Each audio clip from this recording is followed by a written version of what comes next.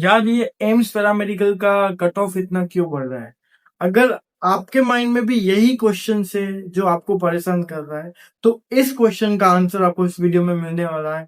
और अगर आप 2026 एम्स पैरामेडिकल की एग्जाम को टारगेट कर रहे हो, तो विदाउट एक सेकंड स्किप किए आप इस वीडियो को अच्छे से देखना। एंड अगर अच्छा लगे तो चैनल को सब्सक्राइब करना एंड अपने फ्रेंड्स को शेयर करना। सबसे पहले मैं एक रियलिटी बताता हूँ कि 2024 में लास्ट राउंड तक जिस स्कोर पे एम्स देने का एक कोर्स में सीट का एडमिशन हुआ था, उसी स्कोर पे 2025 के ओपन राउंड में किसी नॉमिनल जो लास्ट कोर्स आता है उसमें एक सीट मिला था जनरल कैटेगरी वाले बच्चे को। मीन्स की 2024 में जिस स्कोर पे एम्स दिल्ली तक मिला था लास्ट राउंड तक, एग्जैक्ट उसी स्कोर पे एक जनरल कैटेगरी वाले बच्चे का लास्ट राउंड तक सीट का कट ऑफ क्लोज हुआ था। तो ये आप देखोगे तो एक बहुत ज्यादा हाइप हुआ है कट ऑफ का। इसका रीजन क्या है? इसका रीजन मैं आपको इस वीडियो में बताऊंगा, और आपको क्वालिफाइंग मार्क्स, क्वालिफाइंग परसेंटेज के बारे में भी बताऊंगा। लास्ट में आपको एक्सपेक्टेड 2026 के लिए हमें कितना स्कोर रखना चाहिए, कितना सेफ स्कोर रहेगा, कितना सेफ रैंक रहेगा, उसके रिगार्डिंग में बताऊंगा। पहले मैं आपको डिस्कस करता हूँ कि हमारे टॉप एम्स कौन से टोटल हमारे 19 एम्स है, जिनमें से हमारे अलग अलग कोर्सेज अलग अलग एम्स में होता है, और हमारे टॉप कोर्सेज कौन से।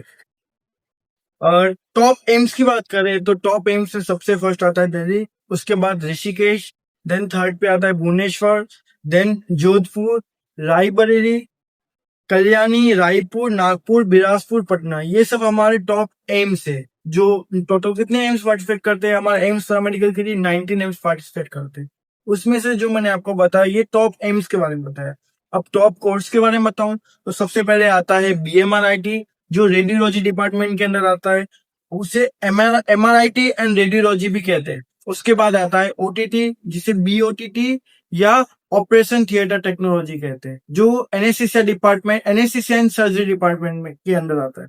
उसके बाद आता है आपका BMLT, मेडिकल लेबोरेटरी साइंस भी बोलते हैं, लेबोरेटरी टेक्नोलॉजी भी बोलते हैं। तो ये भी आपका टॉप कोर्स है।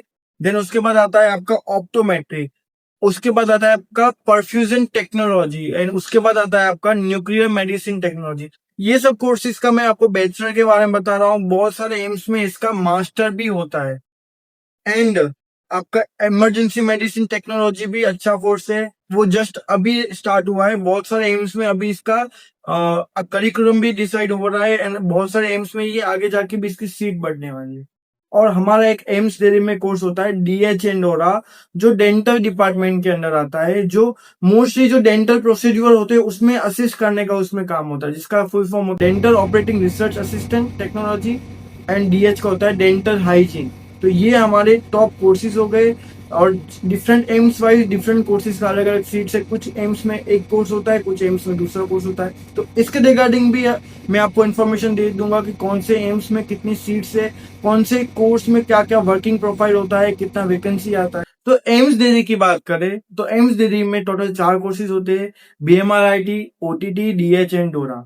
जो DH एंड डोरा है, इनका जो कट ऑफ होता है, जो आगे के 2 कोर्सेज है उनके कंपेयर में कम जाता है। तो अगर आप चाहते हो कि आपके लिए एक एम्स दिल्ली का पाथवे कौन सा कोर्स है, तो वो मैं बता रहा हूँ, वो DH एंड डोरा है। आप DH एंड डोरा के थ्रू लास्ट राउंड तक एम्स दिल्ली तक आ सकते हो। क्वालिफाइंग परसेंटेज कितना होना चाहिए? जैसे आपको पता है कि आपको 90 मार्क्स का पेपर होता है। 30 मार्क्स का फिजिक्स आता है, 30 मार्क्स का केमिस्ट्री आता है, 30 मार्क्स का बायोलॉजी आता है, एंड इसमें -1/3 का नेगेटिव मार्किंग होता है। अब आपको इसके अंदर 50% डिफरेंट कैटेगरी वाइज आपका इसमें परसेंटेज होता है कि आपको, अगर मान लो आपका जनरल कैटेगरी है तो आपको 50% मार्क्स चाहिए उस एग्जाम में क्वालिफाई करने के लिए, मीन्स की काउंसलिंग में पार्टिसिपेट करने के लिए। तो इसका आपको मैं परसेंटेज बता रहा हूँ कि SC ST कैटेगरी के लिए होता है 40%। 40% मीन्स कितने मार्क्स हुए? 36 मार्क्स हुए आउट ऑफ 90। मीन्स की अगर कोई ST कैटेगरी से है तो उसे इस एग्जाम्स को क्वालिफाई करने के लिए मिनिमम 36 मार्क्स रहने चाहिए। एग्जैक्ट वैसे ही SC कैटेगरी के लिए 40% ही है, तो उसमें भी उनको भी 36 मार्क्स रहने चाहिए। OBC कैटेगरी के लिए है 45%, एंड उसके मार्क्स है 40, and EWS category, EWS and UR जो जनरल कैटेगरी कहा जाता है, उनके लिए मार्क्स होते हैं क्वालिफाइंग मार्क्स 50%, मीन्स कि उनके मार्क्स हो गए 45। तो यूआर कैटेगरी वाले स्टूडेंट्स को अगर काउंसलिंग में फर्दर पार्टिसिपेट करना है तो उनको मिनिमम 45 मार्क्स लाने पड़ेंगे आउट ऑफ 90, तभी वो आगे जाके काउंसलिंग में पार्टिसिपेट करेंगे। जब आपका एग्जाम होता है उसके जब रिजल्ट आता है 6 से 7 दिन बाद, तब एक लिस्ट आता है जिसमें मेंशन होता है कि जिन स्टूडेंट्स का रोल नंबर मेंशन है वो आगे जाके काउंसलिंग के लिए एलिजिबल है। मीन्स कि उन्होंने वो जो क्वालिफाइंग मार्क्स है, जो क्वालिफाइंग परसेंटेज है, उसको क्लियर किया है। या तो उतने मार्क्स है या तो उसके अबव मार्क्स होते हैं। फिर आप जब काउंसलिंग में जाते हो तब आपका जो फर्स्ट राउंड होता है, सेकंड राउंड होता है एंड ओपन राउंड होता है। तीनों राउंड की आपको काउंसलिंग करना होता है, उसमें पार्टिसिपेट करना होता है। एंड जो हमारा क्लोजिंग रैंक होता है हम कैसे डिसाइड करते हैं? ओपन राउंड के हिसाब से। उसके हिसाब से हम अज्यूम करते हैं कि आगे आने वाले जो ईयर होगा उसके लिए आपका कितना सेफ स्कोर रहता है। अब मैं बात करता हूँ 2025 के लिए जो रैंक्स वर्सेस मार्क्स का क्या ट्रेंड था। आपको मैंने टाई ब्रेकिंग रूल्स तो बता दिया, उसके अकॉर्डिंग ही आपका जो मार्क्स है उसके अकॉर्डिंग आपको रैंक मिल रहा है। देखो सबसे पहले बता था AIR 1 का मार्क्स कितना था? 82 2025 में। AIR 2 का मार्क्स था 81.33। AIR 21 का मार्क्स था 75। AIR 70 का मार्क्स था 72.66। AIR 80 का मार्क्स था 72। AIR 100 का मार्क्स था 71। AIR 200 का 70। AIR 250 का 68। AIR 300 का 67.66। AIR 450 का 66 मार्क्स। AIR 500 का 65.33। AIR 600 का 65 मार्क्स। AIR 700 का 64 मार्क्स। AIR 900 का 62.66 मार्क्स। अब आप देखोगे कि इसमें 0.33 एंड 0.66 के रेंज में आ रहा है। इसका रीजन यही है कि मैंने आपको बताया था -1/3 का नेगेटिव मार्किंग होता है, उसकी वजह से जो आपके मार्क्स है वो 0.33 के एंड 0.66 के डेसिमल्स में आ रहे हैं। तो ये हमारे मार्क्स रहे और इसके अकॉर्डिंग मैंने आपको रैंक बताऊंगा। और 2025 का जो ओपन राउंड हुआ था उसके अकॉर्डिंग आपको सेफ स्कोर डिसाइड करके बताऊंगा कि आपको एक्सपेक्ट कितना करना चाहिए 2026 से। फाइव का जो डिफरेंट कैटेगरी वाइज कौन से मार्क्स पे एंड कौन से रैंक पे लास्ट ओपन राउंड में वो सीट क्लोज हुआ था, कौन से स्कोर पे लास्ट बच्चे को वो मिला था, तो उसके रिगार्डिंग मैं आपको डेटा दे रहा हूँ। सबसे पहले मैं बता रहा हूँ जनरल कैटेगरी के लिए 1299 रैंक पे मार्क्स से 60.33 और उनको मिला था एम्स बीबी नगर। वैसे ही ओबीसी कैटेगरी के लिए 1529 रैंक पे उनके मार्क्स से 59.33 और उनको मिला था एम्स बीबी नगर। अब ईडब्ल्यूएस के लिए 2097 रैंक था और उनके मार्क्स थे 57 और उनको मिला था मांगेरागिरी जो एम्स है दूसरा। एससी कैटेगरी के लिए रैंक था 5799 और उनके मार्क्स से 46 और उनको मिला था कल्याणी एम्स। एसटी कैटेगरी के लिए रैंक था 10,698, उनको मिला था गोरखपुर एम्स एंड उनके मार्क्स थे 37। जो मैंने आपको बताया कि जो क्वालिफाइंग मार्क्स है आप देखोगे उनसे ज्यादा मार्क्स के अकॉर्डिंग ही मिल रहा है। अब मैं आपको बताता हूँ कि कट ऑफ पे कौन से फैक्टर इफेक्ट करते हैं। सबसे फर्स्ट फैक्टर होता है कितने कैंडिडेट अप्लाई कर रहे हैं। दूसरा फैक्टर होता है कितने कैंडिडेट क्वालिफाई हुए। तीसरा फैक्टर होता है आपका जो रैंक जो सीट्स है एवरी ईयर कितना सीट इंक्रीज हो रहा है।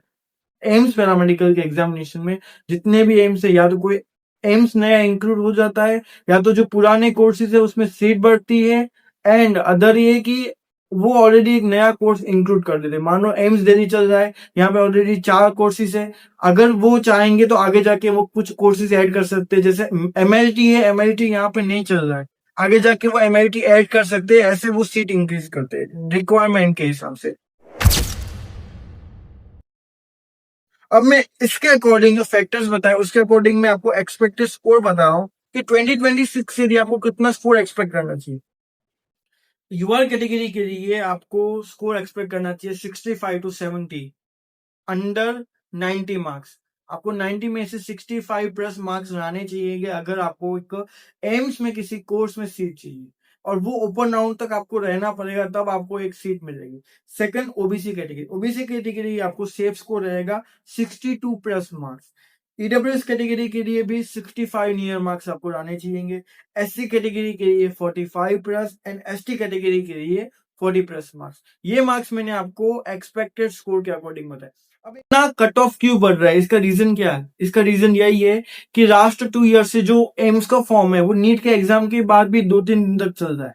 तो जिन स्टूडेंट्स को लग रहा है कि मेरा नीट में अच्छा नहीं हुआ, वो क्या करते हैं उसके बाद एक एज अ बैकअप प्लान वो एम्स का फॉर्म भर दे रहे हैं और वो सोचते हैं कि या एम्स में आके या तो पार्शियल ड्रॉप ले लूंगा या तो इसी के थ्रू कंटिन्यू करूंगा। तो एग्जैक्ट इस बार भी 2026 में भी बहुत सारे स्टूडेंट्स ने नीट के बाद भी ये फॉर्म भरा है एंड इसी वजह से इस बार भी इसका कट ऑफ जाने वाला है। तो इसके अकॉर्डिंग मैंने आपको 2026 के लिए जो एक्सपेक्टेड सेफ स्कोर रहने वाला था वो मैंने आपको बताया। अब मैं आपको एक चीज बताता हूँ, qualifying students, every year qualifying students का जो नंबर है वो बढ़ता ही जा रहा है। 2023, 2024, 2025 एंड 2026 में वो कैंडिडेट का जो नंबर है वो बहुत बढ़ा है। इसका रीजन भी यही है कि अप्लाइंग कैंडिडेट ज्यादा है, उस वजह से जो क्वालिफाइंग मार्क्स है उसको क्रॉस बहुत सारे स्टूडेंट्स कर रहे हैं एंड काउंसलिंग के लिए वो एलिजिबल हो रहे हैं। आपको क्वालिफाइंग स्टूडेंट्स का नंबर बताऊंगा कि 2023 में 2024 में कितने स्टूडेंट्स क्वालिफाई हुए। जो मैंने आपको क्वालिफाइंग परसेंटेज बता रहा हूँ उसके अकॉर्डिंग ही बता रहा हूँ। देखो 2023 में 1500 स्टूडेंट्स क्वालिफाई हुए, 2024 में 3500 स्टूडेंट्स क्वालिफाई हुए थे, 2025 में 3500 का 4 गुना 12,000 क्वालिफाई हुए थे स्टूडेंट्स। रीजन, नीट के बाद भी एम्स पैरामेडिकल का फॉर्म, एम्स नर्सिंग का फॉर्म चल रहा था एंड इसी पैटर्न के अकॉर्डिंग मैं एक्सपेक्ट कर रहा हूँ कि 2026 में 25,000 टू 30,000 स्टूडेंट्स क्वालिफाई होने वाले हैं।